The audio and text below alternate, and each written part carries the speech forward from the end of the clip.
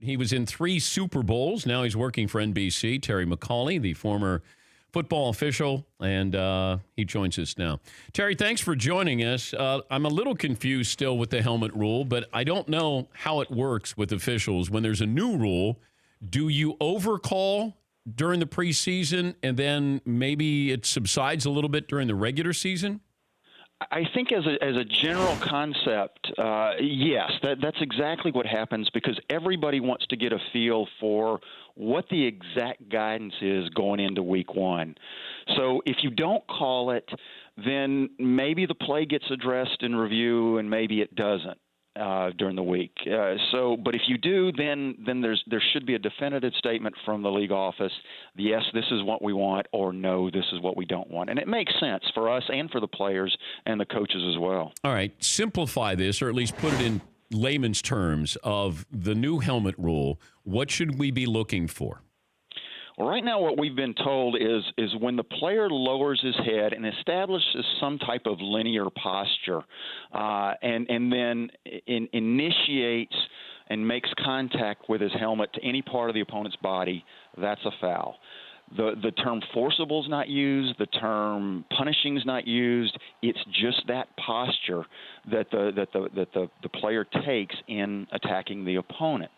So it's fairly basic, but they're also telling us that we now want the officials to read intent. Yeah. And that's something we rarely, if ever, have done. Yeah. So that adds a little bit to it.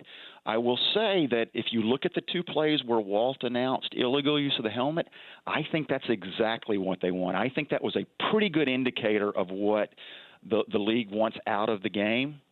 And if that's what we're getting, if we can get that consistently, I think by week 1 of the regular season, they'll have it down. How would you explain or call, or maybe not call, if Tom Brady on a quarterback sneak lowers his head and is leading with his helmet and not looking up, is that a flaggable offense? It's not. And they've told us specifically that quarterback sneaks, they're not lowering their head to make contact with an opponent. They're lowering their head to protect themselves and to gain yardage.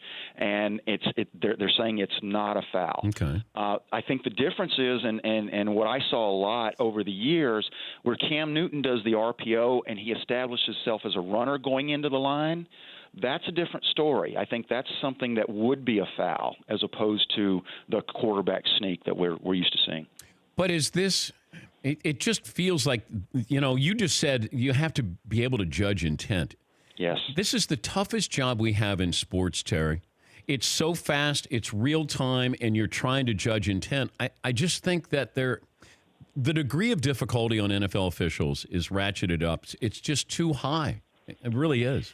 It is, but it's with regard to player safety, and I think whatever we have to do to make this game safer, and they've put out some videos with the head coaches doing coaching techniques to get this out of the game. I think once those really take hold, you're not even going to see players do this anymore. They're gonna play the game with proper technique and not put the officials in that position very often, and it's really a combined effort from coaches, players, and officiating to get this right.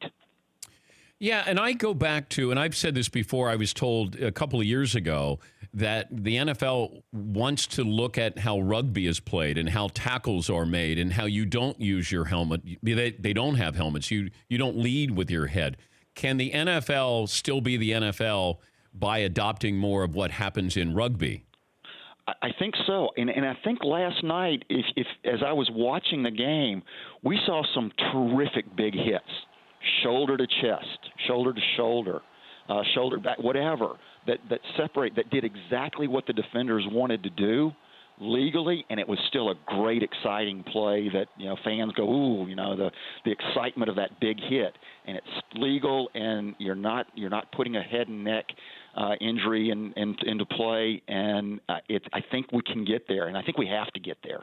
He's Terry McAulay, the former football official in the NFL, now working with NBC with their telecast. joining us, Dan Patrick Show. Yeah, that's another thing where you have intent and you're trying to figure out what intent is. I also bring this up to people, having been on the sidelines for a game, and here you are officiating, just the sounds of the crashes that you have. Is there a tackle that you remember on just the noise itself? Yeah, there have been. I couldn't point to one specifically, but being there, you actually see it setting up, and you just almost cringe to yourself what's about to happen. And then it does, and you just go, ooh, and it's almost hard to keep officiating because you're just like fans, you want to react to that great, huge hit.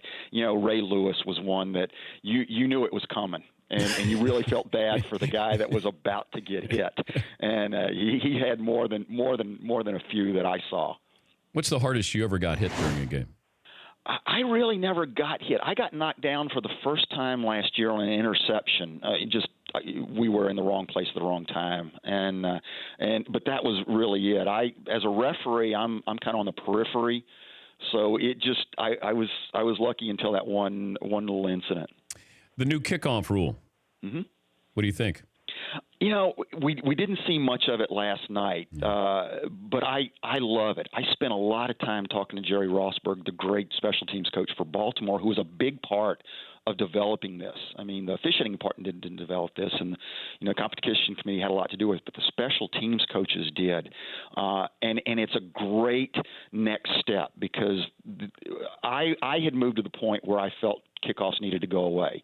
These massive collisions that we were seeing at both the college and the NFL level, where nobody did anything wrong, but the chance of severe head and neck injury was significantly higher. So something had to be done, and I think this is a great step. And I think as it develops, we didn't see it last night, but I think the advantage is a little bit to the receiving team.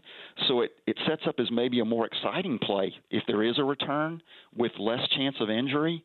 And if you have the big leg like we saw last night several times, and it's kicked out of the end zone, then there's almost no chance of injury, and we start the ball on the 25-yard line.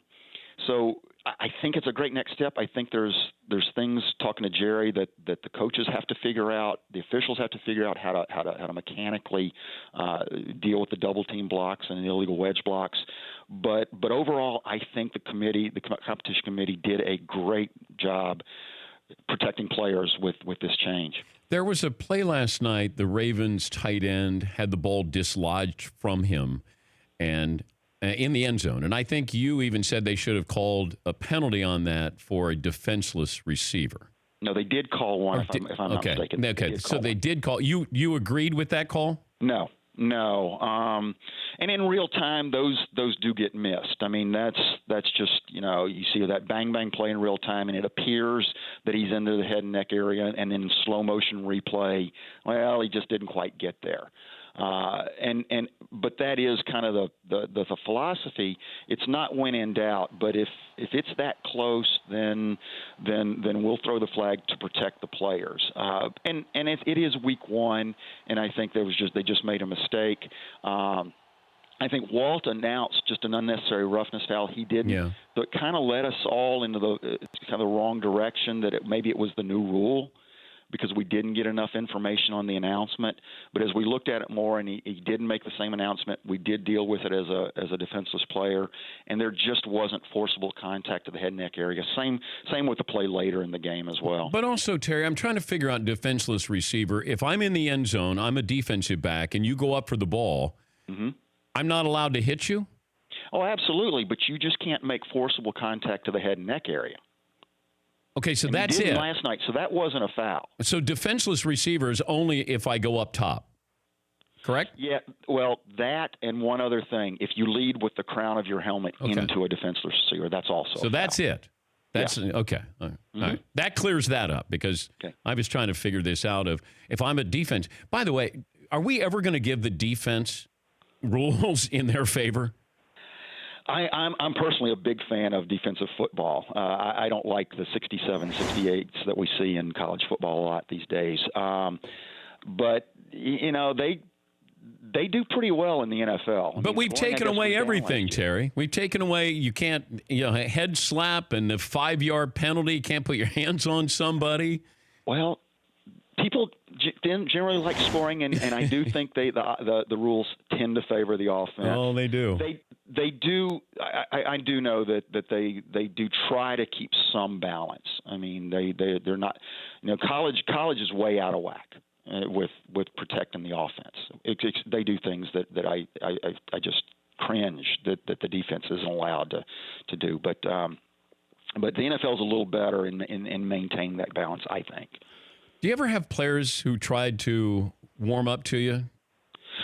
Players were great. I mean, they're out there doing their job. I tell people you have the exceptions that were people that were difficult to deal with, but as a general rule, 99.9% you'd love them to be your next door neighbor. I mean, they're just good people, especially offensive line. I was always a big fan of offensive linemen. I think they make the whole game. I mean, certainly as a referee. In my position, if I had a great offensive line, particularly a great left tackle who I really watched a lot, it was the easiest day I ever had. My two favorites were Jonathan Ogden and Orlando Pace. If I had them, they were never going to commit a foul, and the defensive end was never going to beat them and hit the quarterback that I was supposed to protect. So it was just a great day when I had people like that. Who talked to you the most? Let's see, Mark Brunell. Okay. And I, as a referee, I don't go looking for conversations, so they had to come to me. Mark Brunell was incredibly personable back in his day. Just one of those good guys out there having fun and playing a little football. All right, who was a jerk to you? Oh, I'm not sure I want to go No, you're that retired far. now, Terry. I am. I mean, there were some that are more intense and that you didn't really want to deal with. Did too you get much. cursed at? In an emotional situation, absolutely, and it just rolls off.